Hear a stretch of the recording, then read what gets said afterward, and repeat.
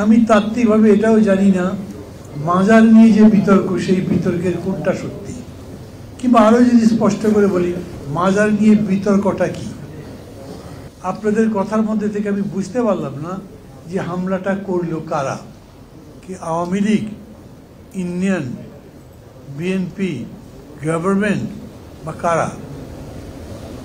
একটু একটু মনে করলাম তারাই হয়তো হামলা করেছেন যারা আপনাদের চিন্তার কাছাকাছি। মাজারে হামলা করা মানে তো গুন্ডামি করা, ওটা কোনো ভালো মানুষের কাজই না। আর গুন্ডারা ভালো মানুষ হবে কোত্থেকে? না, আমি কারা এটা করেছেন তা কিন্তু জানি না। খানকা কি সমস্যা করলো আমি তো বুঝি না। এখন কেউ যদি বলে খানকা কোনো ইসলাম প্রচারের জায়গায় হতে পারে না, বলতে থাকে, কিন্তু আমি একটা খানকা বানিয়েছি, আমি বুঝি ধর্মটা কি, মানুষকে কিভাবে ধর্মে আকৃষ্ট করা যায়। হতে পারে তো পারে না। পীর বিশ্বাস করে না, পীর বাদে আছে তো এরকম। এই যে মাজারের উপর ইত্যাদি করে হামলা টামলা করা হয়েছে, এগুলো নিশ্চিতভাবেই অন্যায় কাজ হয়েছে এবং তার বিরুদ্ধে সরকারের ব্যবস্থা নেওয়া। একটা জেনারেশন থাকে খুবই প্রতিবাদী, বিদ্রোহী। হয়তো 20 বছর 40 বছর আগে একটা জেনারেশন ছিল, তারা খুবই শান্ত, তারা এত ঝগড়াঝাটি করতে না। আমি বাংলাদেশে দেখছি স্বাধীনতার পর থেকে ঝগড়াঝাটি বেড়ে না, এবং এত তুচ্ছ বিষয় নিয়ে হয়। এই জন্যে বলা হয় গণতন্ত্র মানে কেবল সংখ্যাগরিষ্ঠের শাসন নয়, গণতন্ত্রের সংখ্যাগরিষ্ঠ সংখ্যালঘিষ্ঠের মতবাদ শুনবেই। কোনো সংবিধানের মধ্যে লেখা নেই, কিন্তু বড় বড় পণ্ডিতরা বলেছেন আমি তোমার সাথে একমত নাও হতে পারি, কিন্তু আমি যা বলতে চাই সেটা আমাকে বলতে দিতে হবে। এমনকি আমার এই বলবার জন্যে আমি যাতে বলতে পারি তার জন্য তোমার সব ধরনের ত্যাগও স্বীকার করতে হবে। আমাদের এত বড় একটা লড়াই হয়ে গেল, স্বাধীনতা যুদ্ধের কথা আমি বাদ দিই।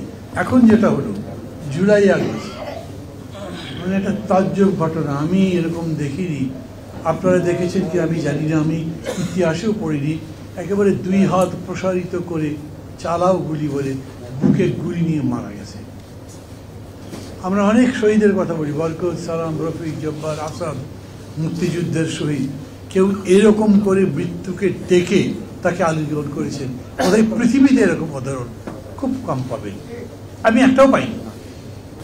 আমি যে গণতন্ত্রের কথা বলছি, সারা দেশ যে গণতন্ত্রের জন্য লড়াই করছে, আপনি যদি সংখ্যালঘিষ্ঠের কোনো দামি না দেন, তারপরে নিষ্পেষণ চালান, সেটা তো ফ্যাসিবাদ হলো, গণতন্ত্র হলো না।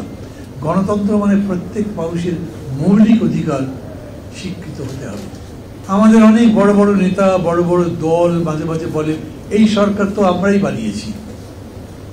আমি ভাই আপনাদের কাছে খুব স্পষ্ট বলি, এই সরকার বানানোতে আমার কোনো ভূমিকা ছিল না।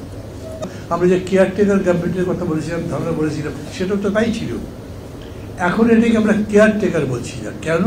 এই বিতর্ক আমাদের মধ্যে হয়েছিল যে এই 15 বছর এইসব ঘটনার পরে যে সরকার আসবে, উনি একটা কেয়ারটেকার গভর্নমেন্ট জাস্ট ইলেকশন দিলেও ইলেকশন কোনো মানই হবে না, কারণ ওটার মধ্যে আর চুরিদারি সব কিছু করার ক্ষমতা থাকবে।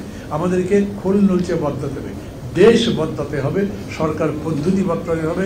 মানে পার্লামেন্টারি ডেমোক্রেসি বা প্রেসিডেন্সিয়াল সিস্টেম বলছি না, সরকার যাতে গুণগতভাবে ভালো হয়, একটা ভালো নির্বাচন হয়, সবাই যাতে ভোট দিতে পারে, সবাই যাতে গ্রহণ করে, এবং সেই ভোটের ফলাফলের উপরে আমরা গণতন্ত্র নির্মাণ করতে পারি।